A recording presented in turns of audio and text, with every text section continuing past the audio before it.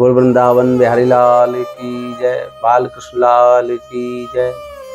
किसी संत जी से किसी ने प्रश्न कर लिया कि महाराज जी, हमने बहुत उपाय करे, बहुत मंत्र जाप करे, लेकिन हमारी नौकरी नहीं लग पाई। हमने बहुत उपाय करे। तब संत जी बोले, भैया तुम जो पूछ रहे हो कि हमारी नौकरी नहीं लग पा रही, हमें रोजगार नहीं मिल पा रहा, ये सब प्रारब्ध से होता है। आपके जो प्रारब्ध हैं वो कैसे हैं? प्रारब्ध जन्म जन्मांतरों के होते हैं। प्रारब्ध के अनुसार ही ये लौकिक व्यवहार चलता है। नौकरी मिल जाना, उच्च पद प्रतिष्ठित हो जाना, अच्छा कार्य व्यवसाय हो जाना। लेकिन भगवान की प्राप्ति के लिए, भगवान को पाने के लिए तो भगवान का नाम ही काफ़ी है। भगवान का नाम जब करते रहो तो भगवान की प्राप्ति हो जाएगी। लेकिन लौकिक व्यवहार में तो आपको प्रारब्ध से ही मिलेगा जो कुछ मिलना है। तो इस प्रकार से प्रारब्ध क्या है? अब एक बहुत बड़े उच्च कोटि के कोई भक्त हुए, उन्होंने क्या किया, गायत्री जप किए। एक पुरुष चरण कर लिया गायत्री का, तो एक पुरुष चरण में यानी कि 24 लाख गायत्री मंत्र के जाप करने होते हैं।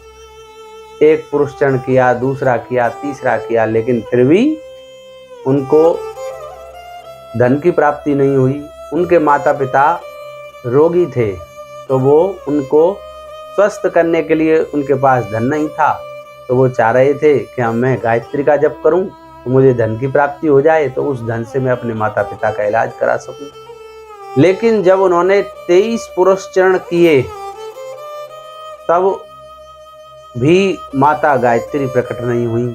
तो फिर उन्होंने क्या किया, उन्होंने संन्यास ले लिया। अब जब संन्यास लिया तब गायत्री माता प्रकट हुई। तब बोली, बताओ जो चाहते हो वो दे दूं। इंद्र का सिंहासन चाहते हो तो इंद्र का सिंहासन मिल जाएगा, जो तुम्हें चाहिए वो तुम्हें प्रदान कर दूं।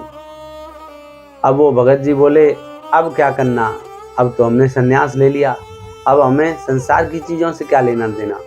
जब हम अपने माता पिता के इलाज के लिए आपको प्रकट करना चाह रहे थे, आपको खुश करना चाह रहे थे, तब हमें आवश्यकता थी, अब हमें कोई आवश्यकता नहीं है, जब तो आप आई नहीं।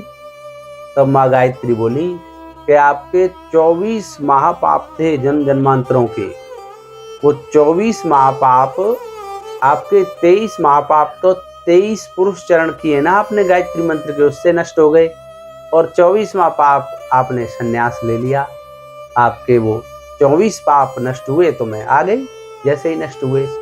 तो इसी प्रकार से भगवान कभी भी हमें लौकिक व्यवहार के सुख स्वयं प्रदान नहीं करते। लौकिक व्यवहार केवल हमारे प्रारब्ध कर्मों से ही हमें मिलता है।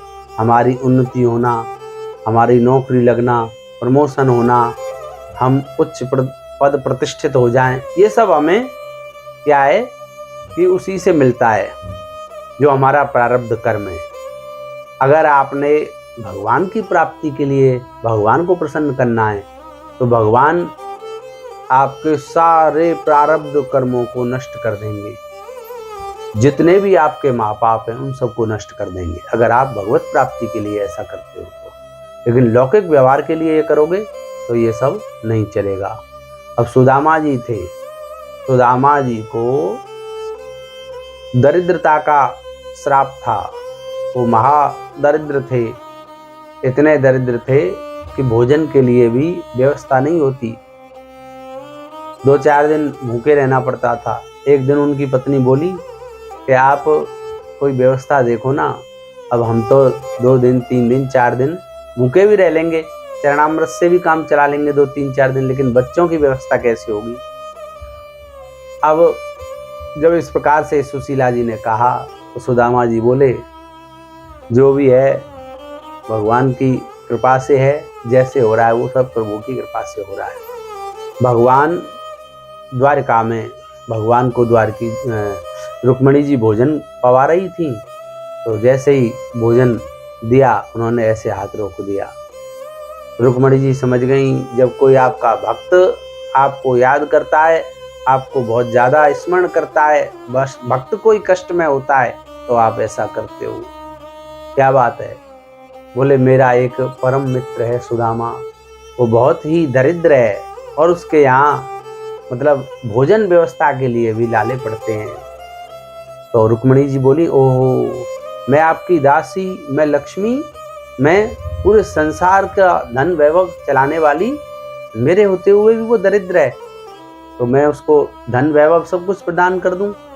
भगवान बोले, लेकिन उसकी इच्छा हो जब तो, उसकी चाह तो हो, उसकी चाह ही नहीं है, वो चाहता ही नहीं कि मेरे पास धन, मुझे धन मिले, मेरे पास वैभव आए। तो रुक्मिणी जी बोली, आप उनके अंदर जाकर के प्रकट करो ये चाह। बोले नहीं कर सकता, क्योंकि केवल उसको मेरी लौ और मेरे नाम में ही वो मस्त रहता है, उसके अंदर मैं नहीं प्रकट कर सकता ये धन की चाह। तो उनकी पत्नी के अंदर करो जाकर के। तो भगवान ने कहा ठीक है। तो भगवान एक सन्यासी का वेश बना करके गए।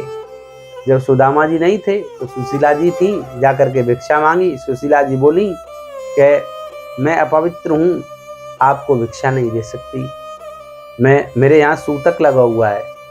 बोले कैसा सूतक? बोले मेरे एक पुत्र हुआ है, उसका सूतक है। अरे कोई बात नहीं, 12 दिन बाद जब सूतक हट जाएगा फिर आ जाएंगे हम भिक्षा लेने, जब दे देना। बोली नहीं, आजीवन सूतक है। बन किस प्रकार का सूतक? बन के एक मेरे पुत्र है, उसका नाम दरिद्र है, तो दरिद्र पुत्र है इसलिए मैं असमर्थ हूँ आपको कुछ देने के लिए, क्योंकि मेरे पास कुछ है ही नहीं। अब तो सुदामा जी की पत्नी है, प्रकांड विद्वान ब्राह्मण की, उन्होंने विद्वतापूर्ण ऐसे कह के समझा दिया। अब तो भगवान वो सन्यासी रूप में जो भगवान थे बोले, अरे श्री कृष्ण जैसे मित्र हैं सुदामा जी के, फिर भी तुम दरिद्र हो, अरे जाओ श्री कृष्ण के पास चले जाओ, वो वैभव ही वैभव दे देंगे, धनी धन दे देंगे। अब तो महात्मा जी ऐसा कह करके चले गए। अब सुशीला ने अपने पति सुदामा जी से कहा कि जाओ आप अपने परम मित्र के पास तो जाओ, कम से कम वो आपको धन दे देंगे। वन क्या कहा? धन दे देंगे? बिल्कुल नहीं जाऊंगा। तो बोले आप दर्शन के लिए चले जाओ, आप दर्शन के लिए जाओगे, क्या पता वो आपको कुछ दे दें, आप मांगना मत कुछ, वो अपनी इच्छा से ही कुछ दे दें। मैं ठीक है, लेकिन धन के लिए कहोगी तो नहीं जाऊंगा, चलो दर्शन के लिए चला जाऊंगा। चले गए। द्वारपालों से, पार्षदों से कहा कि मैं श्री कृष्ण का मित्र हूँ, मैं श्री कृष्ण से ऐसे ऐसे मिलना चाहता हूँ। बोले अरे आप श्री कृष्ण के मित्र हो? अचंभे में पड़ गए पार्षद। बन गए यहाँ तो ब्रह्मा विष्णु महेश, ब्रह्मा जैसे बड़े बड़े, शंकर जैसे बड़े बड़े आकर के एक एक घंटे खड़े रहते हैं, और ये ऐसे मित्र। बन जाओ तो सही, तुम एक बार सूचना तो दे दो जाकर के कि तुम्हारा मित्र सुदामा आया है। पार्षदों ने जाकर के सूचना दी।